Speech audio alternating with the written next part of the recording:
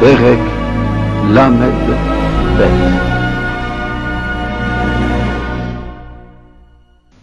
הן לצדק ימלוך מלך, ולשרים למשפט יסורו, והיה איש כמחווה רוח, וסתר זרם, כפלגי מים בציון, כצל סלע כבד בארץ עייפה. ולא תשענה עיני רואים, ואוזני שומעים תקשבנה, ולבב נמהרים יבין לדעת, ולשון עילגים תמהר לדבר צחות.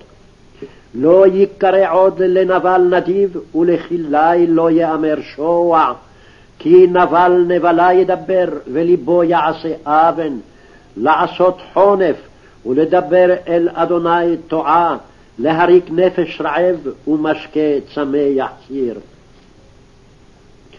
וכלי כליו רעים, הוא זימות יעץ, לחבל עניים באמרי שקר, ובדבר אביון משפט, ונדיב נדיבות יעץ, והוא על נדיבות יקום.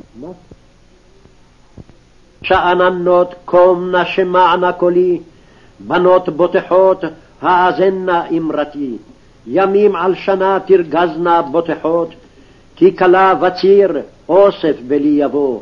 חירדו שאננות רגזה בוטחות, פשוטה ועורה וחגורה על חלציים, על שדיים סופדים, על שדה חמת, על גפן פוריה.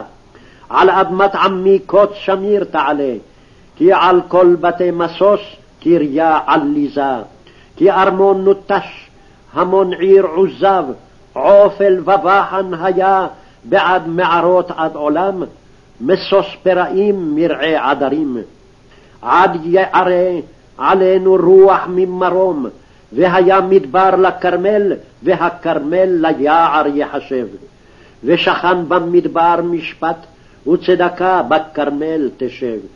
והיה מעשה הצדקה שלום, ועבודת הצדקה השקט ובטח עד עולם. וישב עמי בנווה שלום, ובמשכנות מבטחים, ובמנוחות שאננות. וברד ברדת היער, ובשפלה תשפל העיר.